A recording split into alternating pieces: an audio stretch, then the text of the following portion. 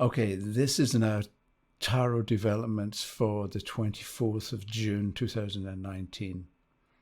And I've got a different lighting setup, so I hope this works. Okay, so today it's about how should we begin a reading. And I want to say it's a good idea to start thinking to yourself, I know nothing. Obviously, you know a certain amount about the tarot, but I think it's more, you're more likely to have a good reading or to be comfortable with what you say if you go into the reading, if you begin to turn cards, but your starting point is that you don't know anything, but you're going to figure it out. You're going to figure out the answer to that particular question instead of thinking that you need to know everything or you need to know a huge amount before you're going to be able to read cards. And there's a car mechanic I know called Dave, and if the check engine light or comes on or you've got a problem with the car, you take it into Dave and he listens to it for 10 seconds and immediately tells you what the problem is, and then he tells you what it will cost to fix it. And he's always right, because he's been doing this for years. He's got a huge amount of knowledge about vehicles and engines and motors and suspension and brakes and all the rest of it. And he's got an awful lot of expertise as well. And it's easy to think or to assume that if you've got a lot of knowledge, you've got a lot of expertise.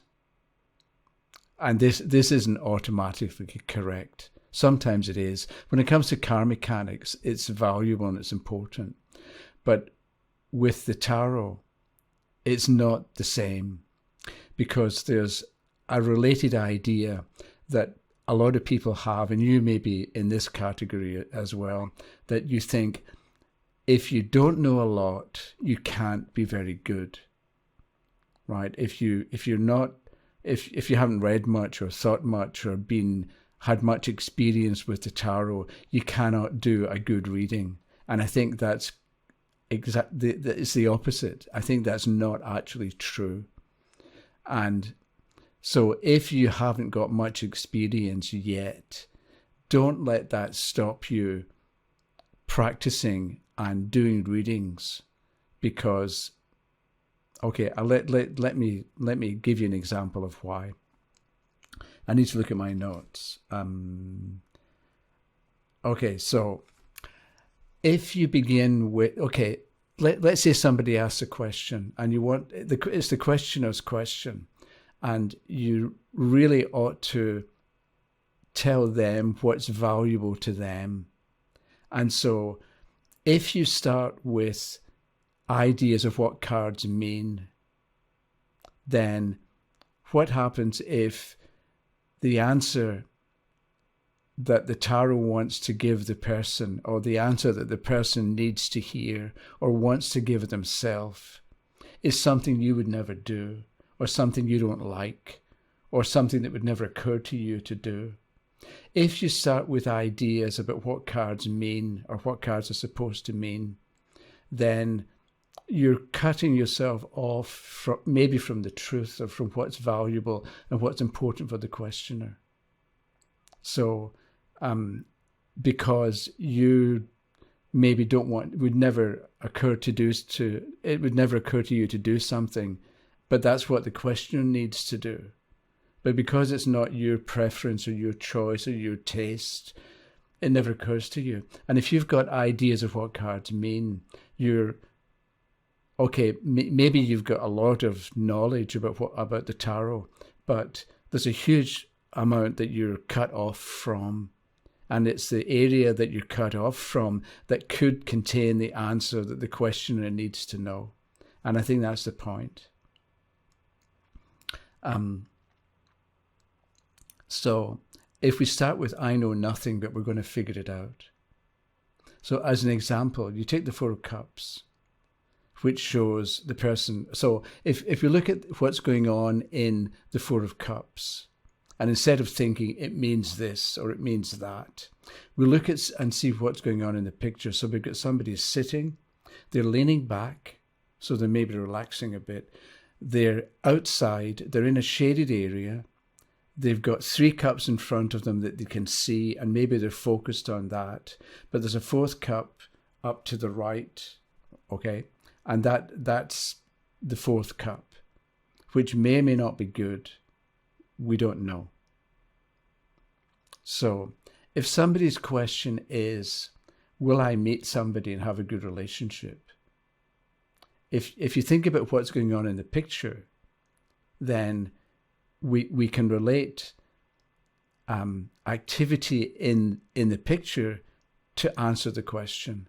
So maybe what we do is we say that the person in the card is looking straight ahead. So but there's a 4th card off to the side, and maybe the 4th card is the new good relationship or something different.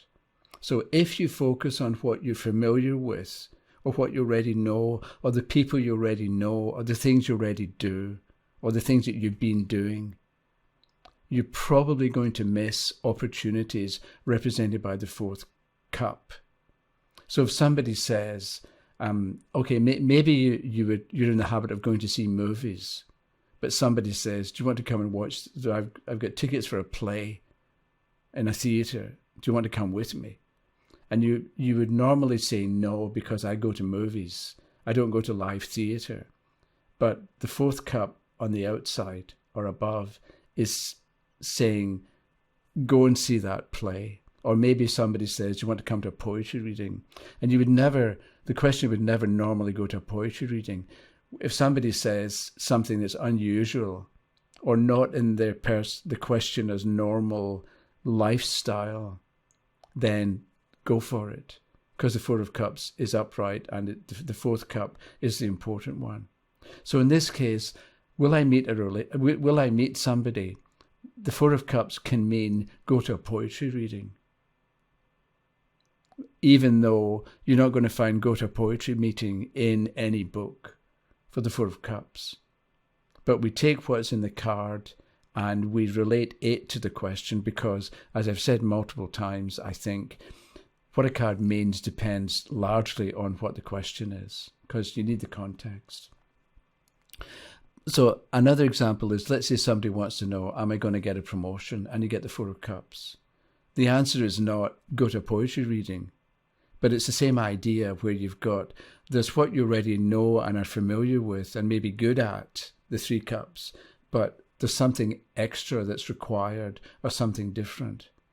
So I was thinking of an example. So let's say somebody does web development or websites, and they're looking for a new job to do with websites, but there's this 4th cup, and maybe that's the important one. So that maybe they're good with websites, but they need to learn JavaScript or something like that. Maybe there's a special branch of web development that they are going to become good at that they would normally not bother with. So I was thinking about, let's say the person is good at making websites and they always buy music, but actually if they wrote their own music, they would find improvements and they would write good music, and it could lead to something else as well. So with will I get a promotion? The 4 of Cups can mean, what extra or different thing do you need to do to set you apart from other people? The 3 cups is the normal people, the regular people, the typical people who would go for that particular promotion. The 4th cup is the difference maker that sets the person apart. So what would you, the questioner, do or like to do or think about doing that will set you apart from most people? And that's one of the reasons I'm thinking, if you start with what cards mean, you maybe don't do web development and you would never occur to you to do JavaScript, but that's important for the questioner. So again,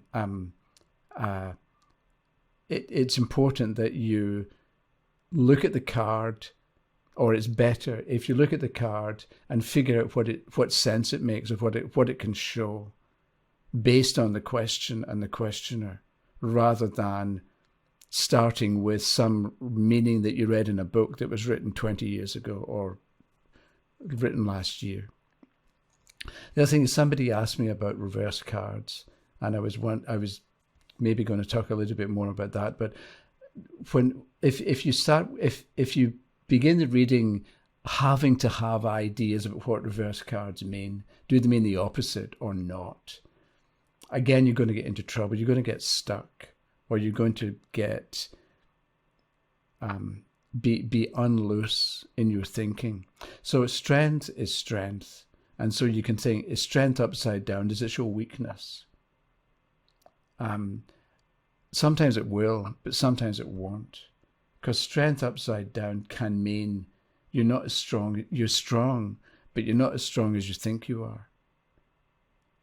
Or you're overestimating or underestimating your weaknesses. So think again and assess your abilities and your capacity and what you can do, what you can achieve, what you've already done. And in the light of an assessment, then decide about how strong or how weak you are. And that's kind of making sense of the card at the time of the reading, rather than having to know before you do the reading, is strength upside down weakness or not? If you can be in the moment with the reading, I think it's going to be better. And also, I'd like to emphasize, you don't need to know a huge amount. Yes, we know that there's 4 suits, and cups is home, emotion, loved one, family, and so on. And swords is I don't know, attack and defense. And we've got 22 major trumps, and they've got names and meanings. We know all that, but it's then a question of applying what we know to give an answer to the question that the person asked, rather than taking fixed ideas and opinions from books and sort of forcing them on top of the questioner, or making the answer fit what somebody wrote some time ago. That, I think, is it for the moment. If you have comments or questions, let me know. And I'll be back ideally in a couple of days. I don't know what I'm going to do about next time, but it'll be something. Thanks for watching. We'll see you again. Bye-bye.